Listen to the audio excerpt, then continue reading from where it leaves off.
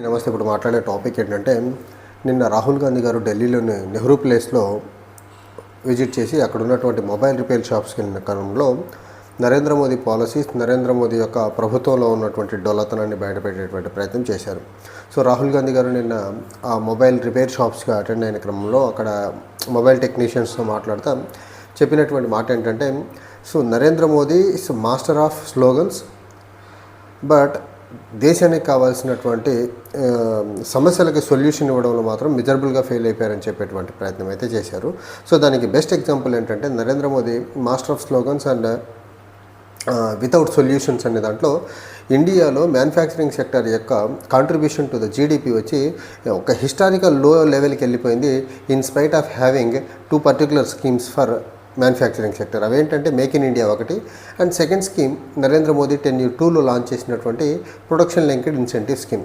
So ఈ 2 స్కీమ్లు ఉన్నప్పటికీ ఇండియా యొక్క manufacturing sectors contribution to the GDP has fallen down to 14%. అంటే జస్ట్ ఇమాజిన్, నరేంద్ర మోదీ తీసుకొచ్చినటువంటి ఈ స్లోగనీరింగ్తో కూడుకున్నటువంటి స్కీమ్స్ ఇండియన్ జీడిపి కాంట్రిబ్యూషన్కి, ఇండియా యొక్క ఎకనమిక్ కాంట్రిబ్యూషన్కి, అండ్ మరీ ముఖ్యంగా ఇండియాలో ఎంప్లాయ్మెంట్ జనరేషన్ పాయింట్ ఆఫ్ వ్యూలో మాత్రం మిజరబుల్గా ఫెయిల్ అయిపోయిందనే దానికి రాహుల్ గాంధీ గారు క్లియర్ డేటాతో మాత్రం ఎవిడెన్స్లు ఇచ్చే ప్రయత్నం చేశారు. అయితే రాహుల్ గాంధీ గారు చెప్పినటువంటి మాట ఏంటంటే, ఇండియా మ్యానుఫ్యాక్చరింగ్ సెక్టర్ యొక్క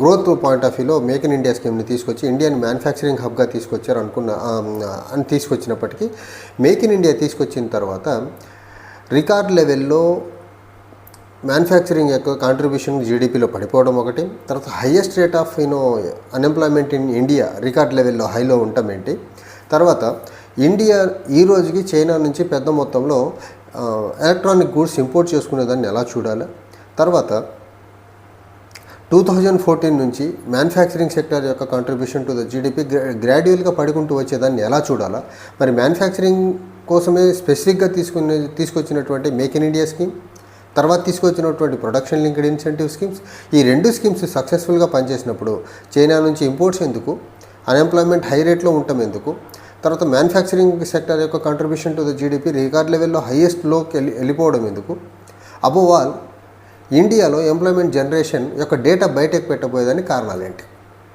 అనే అంశాలకి బీజేపీ దగ్గర నుంచి ఆన్సర్ అయితే లేదు. బీజేపీ దగ్గర నుంచి ఆన్సర్ లేకపోగా ఇండియా నరేంద్ర మోదీ ఆధ్వర్యంలో ఒక ట్రాన్స్ఫార్మ్ అవుతున్న క్రమంలో ఆ ట్రాన్స్ఫర్మేషన్ని అందరూ చూడగలుగుతున్నారు, కానీ రాహుల్ గాంధీ గారు మాత్రమే చూడలేకపోతున్నారు అనేసి బీజేపీ ఎదురుదాడి చేయడం మొదలుపెట్టింది. సో రాహుల్ గాంధీ గారు మాట్లాడుతుంది ప్యూర్ సబ్జెక్ట్. ఇండియా యొక్క మ్యానుఫ్యాక్చరింగ్ సెక్టర్ కాంట్రిబ్యూషన్లో ఇండియా యొక్క జీడిపి కాంట్రిబ్యూషన్లో ఎకనామిక్ గ్రోత్లో మ్యానుఫ్యాక్చరింగ్ సెక్టర్ యొక్క కాంట్రిబ్యూషన్ డ్రాస్టిక్గా పడుకుంటూ వస్తుంది, అండ్ స్లోగనీరింగ్తో తీసుకొచ్చినటువంటి స్కీమ్స్ మిజరబుల్గా ఫెయిల్ అయిపోయినాయి అనే అంశాన్ని రాహుల్ గాంధీ గారు మాట్లాడితే, బీజేపీ వాళ్ళు చెప్తుంది ఏంటంటే ట్రాన్స్ఫర్మేషన్ అండ్ నరేంద్ర మోదీ అందరూ చూడగలుగుతున్నారు, కానీ ఒక రాహుల్ గాంధీ గారు చూడలేకపోతున్నారని చెప్పే ప్రయత్నం చేశారు. నరేంద్ర మోదీ ప్రధానమంత్రి అయిన తర్వాత దేశానికి ట్రాన్స్ఫర్మేషన్ వచ్చింది. ఏ అంశాల్లో వచ్చింది? దేశం మొత్తం అంధభక్తులతో నింపే ప్రయత్నం చేస్తున్నారు మెజారిటీ. దేశంలో వాట్సాప్ యూనివర్సిటీలో వచ్చిన న్యూసే నిజమైన న్యూస్ అనుకునే ఒక సమాజాన్ని క్రియేట్ చేయగలిగారు, అదొక ట్రాన్స్ఫర్మేషన్.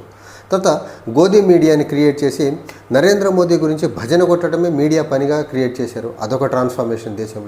దేశంలో ఉన్నటువంటి డెమోక్రటిక్ సెటప్ పరంగా ఉన్నటువంటి ఇన్స్టిట్యూషన్స్ మొత్తాన్ని క్యాప్చర్ చేసుకోగలిగారు, అయినా దేశంలో నోరెత్తి మాట్లాడే సమాజాన్ని లేకుండా తయారు చేసుకోగలిగారు, అదొక ట్రాన్స్ఫర్మేషన్. అండ్ మోదీ ఎలక్షన్ ప్రక్రియలో ఎలక్షన్ ప్రాసెస్కి కావాల్సిన ఫండింగ్ మొత్తాన్ని ఎలక్టరల్ బాండ్ అనే ఒక దుర్మార్గమైన స్కీమ్ని తీసుకొచ్చి కార్పొరేట్స్ నుంచి నయానో భయానో బెదిరించి సూట్ కేస్ కంపెనీల దగ్గర నుంచి దగ్గరగా 7,000 పైచీల కోట్ల రూపాయలు బీజేపీకి ఎలక్షన్ ఫండ్ని దండుకోగలిగారు, అదొక రకమైన ట్రాన్స్ఫర్మేషన్. ఇప్పటి వరకు ఇండిపెండెంట్ ఇండియాలో ఇంత ఆర్గనైజ్డ్ మేనర్లో పొలిటికల్ ఫండింగ్ని లూట్ చేసినటువంటి పొలిటికల్ పార్టీ ఏ పార్టీ లేదు ఎక్సెప్ట్ బీజేపీ. అండ్ వివిధ రాష్ట్రాల్లో ప్రభుత్వాన్ని కూల్చడం ఒక కొత్త నమూనాను తీసుకొచ్చారు నరేంద్ర మోదీ. అపోజిషన్ పార్టీ లీడర్ల మీద ఈడీ, సిబిఐ, ఇన్కమ్ ట్యాక్స్ కేసులు వేయడము, వాళ్ళు బీజేపీలో వచ్చిన తర్వాత వాళ్ళ మీద కేసులు ఆపేయడం, అదొక కొత్త రకమైన వరవడిని సృష్టించగలిగారు నరేంద్ర మోదీ. సో నరేంద్ర మోదీ హయాంలో ట్రాన్స్ఫర్మేషన్ లేదని ఎవరు చెప్పట్లా. ఏ కైండ్ ఆఫ్ ట్రాన్స్ఫర్మేషన్ తీసుకొచ్చారు? ఇండియాలో యువతకి ఏమైనా ఉద్యోగాలు ఇచ్చారా? ఇండియాలో ప్రతి సంవత్సరం 2 కోట్ల ఉద్యోగాలు ఇస్తానని 2014లో అధికారంలోకి వచ్చినటువంటి నరేంద్ర మోదీ గత 11 సంవత్సరాల కాలంలో 22 కోట్ల మందికి ఉద్యోగాలు ఇచ్చారా? భారతదేశానికి సంబంధించినటువంటి నల్లధనం స్విస్ బ్యాంకుల్లో దాక్కోనుంది, అది నేను ప్రధానమంత్రిని అయితే తీసుకొస్తానన్నారు, తీసుకొని వచ్చి ఇవ్వగలిగారా? అసలు నరేంద్ర మోదీ చెప్పినటువంటి ఒక్క మాట గత 11 సంవత్సరాల కాలంలో నిలబెట్టుకునే ప్రయత్నం చేశారా? ట్రాన్స్ఫర్మేషన్ అంటే ఏంటి? చెప్పిన మాట నిలబడి దేశాన్ని అభివృద్ధి పరంగా ముందుకు తీసుకెళ్లే ప్రక్రియలో అది హెల్ప్ అవ్వాలి. కానీ నరేంద్ర మోదీ ఏ రకంగా దేశాన్ని అభివృద్ధి చేసుకుంటూ ముందుకు తీసుకెళ్లారు? ఒక రకమైన అంధభక్తులతో కూడుకున్న దేశాన్ని తయారు చేయడం తప్ప, ఇన్స్టిట్యూషన్ని క్రష్ చేయడం తప్ప, గోధి మీడియాని తయారు చేయడం తప్ప, వాట్సాప్ యూనివర్సిటీని తయారు చేయడం తప్ప, హైపర్ నేషనలిజాన్ని క్రియేట్ చేయడం తప్ప, అండ్ రియల్ ఇష్యూస్ మొత్తాన్ని పక్కన పెట్టి డైవర్షన్ పాలిటిక్స్ చేయడం తప్ప ఏ రకమైన ట్రాన్స్ఫర్మేషన్ తీసుకొచ్చారు ఈ బీజేపీ వాళ్ళు చెప్తున్నట్లు? నిజంగా నరేంద్ర మోదీ టెన్యూర్స్లో ఈ మూడో టెన్యూర్తో కలుపుకొని 11 సంవత్సరాల కాలంలో ట్రాన్స్ఫార్మ్ కానీ ఇండియా అయి ఉంటే ఇండియాలో హైయెస్ట్ రేట్ ఆఫ్ అన్ఎంప్లాయ్మెంట్ ఉండేది కాదు, హైయెస్ట్ ఇన్ఫ్లేషన్ ఉండేది కాదు, అగ్రికల్చర్ సెక్టర్ రోజు రోజుకు దిగజారుకుంటూ వెనక్కి వెళ్ళేది కాదు. అండ్ ఏ రోజైనా నరేంద్ర మోదీ ప్రభుత్వం గత 11 సంవత్సరాల కాలంలో అకౌంటబుల్గా పనిచేసిందా? అకౌంటబిలిటీ అనే కాన్సెప్టే లేకుండా చేశారు ప్రభుత్వంలో.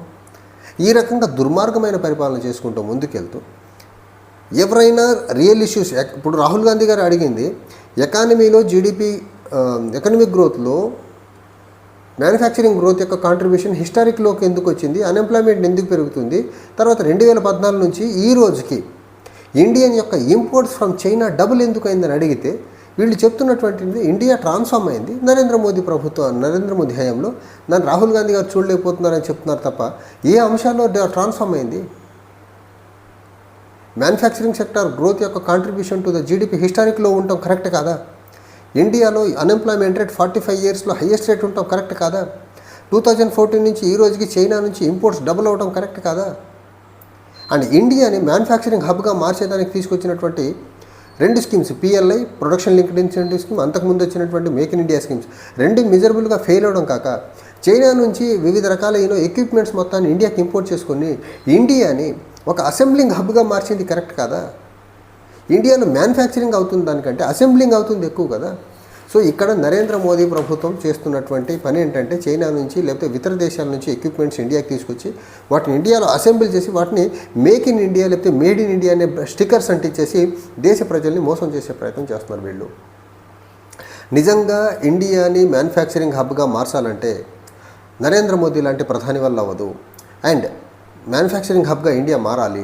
ఇండియన్ యొక్క జీడిపి కాంట్రిబ్యూషన్లో మ్యానుఫ్యాక్చరింగ్ సెక్టర్ గ్రోత్ పెరిగి ఇండియాలో సస్టైనబుల్ ఎంప్లాయ్మెంట్ జనరేషన్ జరగాలి అంటే ఒక హానెస్ట్ రిఫార్మ్స్ ఇండియాకి అవసరం. And secondly government of India side నుంచి వచ్చేటువంటి సబ్సిడీ ఏదైతే ఉందో ఆ సబ్సిడీ డైరెక్ట్లీ ఎంఎస్ఎంఈస్కి జనరల్ ప్రొడ్యూసర్స్కి ఇవ్వాలి తప్ప అదానీ అంబానీలకి సబ్సిడీలు లేకపోతే కరోడపతిలకు లేకపోతే బిగ్ బిలినియర్స్కి బ్యాంక్ లోన్స్ వైవర్ చేయడం కాదు. ఇండియా యొక్క ఎకనమిక్ గ్రోత్ సస్టైనబుల్ మేనర్లో ముందుకెళ్లాలంటే రియల్ ప్రొడ్యూసర్కి గవర్నమెంట్ ఆఫ్ ఇండియా ఇవ్వాల్సినటువంటి ఇన్సెంటివ్స్ ఇవ్వాలి. కానీ నరేంద్ర మోదీ ప్రభుత్వం ఎవరికి ఇస్తుంది ఇన్సెంటివ్స్ చూసుకుంటే అదానీ అంబానీ లాంటి వాళ్ళకి వ్యక్తులకి ఇస్తుంది తప్ప రియల్ ప్రొడ్యూసర్స్ని real contributors Indian economic growth ఏదైతే ఉందో వాళ్ళకి నరేంద్ర మోదీ ప్రభుత్వం ఏ కోశానా ఎప్పుడు గత 11 సంవత్సరాల కాలంలో వాళ్ళకి హెల్పింగ్ హ్యాండ్ ఇచ్చే ప్రయత్నం చేయకపోగా అదానీ అంబానీలకి ఎదురొస్తారేమో అనేసి వాళ్ళని ఇంకా క్రష్ చేసే ప్రయత్నం చేస్తున్నారు. అండ్ పర్టికులర్లీ జిఎస్టీ అనే ఒక దుర్మార్గమైన ఒక యాక్ట్ ద్వారా ఇండియాలో మ్యానుఫ్యాక్చరింగ్ సెక్టార్లో మరీ ముఖ్యంగా ఎంఎస్ఎంఈ సెక్టార్ని ఆల్మోస్ట్ డిస్మెంటిల్ చేశాడు నరేంద్ర మోదీ. చూసుకుంటే Indian economic growth rate UPA టైంలో అట్లీస్ట్ యావరేజ్నే 8 to 9% ఉండింది. నరేంద్ర మోదీ ప్రధానమంత్రి అయిన తర్వాత యావరేజ్ 5 to 6% పడిపోయింది. నిజంగా నరేంద్ర మోదీ హయాంలో ఇండియా ట్రాన్స్ఫార్మ్ అయింది, ఇండియన్ ఎకనమిక్ గ్రోత్ రేట్ చాలా బెటర్గా ఉంది అంటే అట్లీస్ట్ 8 to 9% సస్టైన్ అవ్వాలా, లేకపోతే ఇంకా బెటర్గా 9 to 10% ఉండాలి. అలాంటిది 5 to 6% యావరేజ్ గ్రోత్ రేట్ తీసుకొచ్చినటువంటి నరేంద్ర మోదీ ప్రభుత్వాన్ని సో ఇండియన్ ట్రాన్స్ఫార్మ్ చేస్తుందని ఎలా అంటాము? నరేంద్ర మోదీ 2014 నుంచి ఈ రోజు వరకు ఆయన చెప్పినటువంటి ఎనీ స్లోగనీరింగ్తో కూడుకున్న స్కీమ్, మేక్ ఇన్ ఇండియా అవనివ్వండి, ప్రొడక్షన్ లింక్డ్ ఇన్సెంటివ్ స్కీమ్స్ అవనివ్వండి, స్మార్ట్ సిటీస్ అవనివ్వండి, మీ యూనేమ్ ఎనీ ఒక స్లోగనీరింగ్తో తీసుకొచ్చినటువంటి ఏ స్కీమ్ అయినా చూడండి, ఒక్క స్కీమ్ కూడా సక్సెస్ఫుల్ అవ్వలేదు. దానికి రీజన్ ఒకటే, నరేంద్ర మోదీ స్కీమ్ లాంచ్ చేసేంత వరకే స్లోగనీరింగ్ వాడుకునేదానికి తప్ప దాని front end back end follow up అనేది ఉండదు. అండ్ ఆ స్కీమ్స్ సస్టైనబుల్ మేనర్లో ముందుకెళ్ళేదానికి నరేంద్ర మోదీ ప్రభుత్వం ఎప్పుడు ఆ స్కీమ్స్తో అసోసియేట్ అయినటువంటి సెక్టర్తో అసోసియేట్ అయిన వాళ్ళతో ఎప్పుడు ఇంటరాక్షన్ అయ్యి వాళ్ళ సాధక బాధలు తెలుసుకొని వాళ్ళకి ఏ రకమైన ఇన్సెంటివ్స్ లేకపోతే వాళ్ళకి గవర్నమెంట్ నుంచి ఏ రకమైన హెల్పింగ్ హ్యాండ్ ఇవ్వాలని ఇప్పటి వరకు నరేంద్ర మోదీ గత 11 సంవత్సరాల కాలంలో ఏ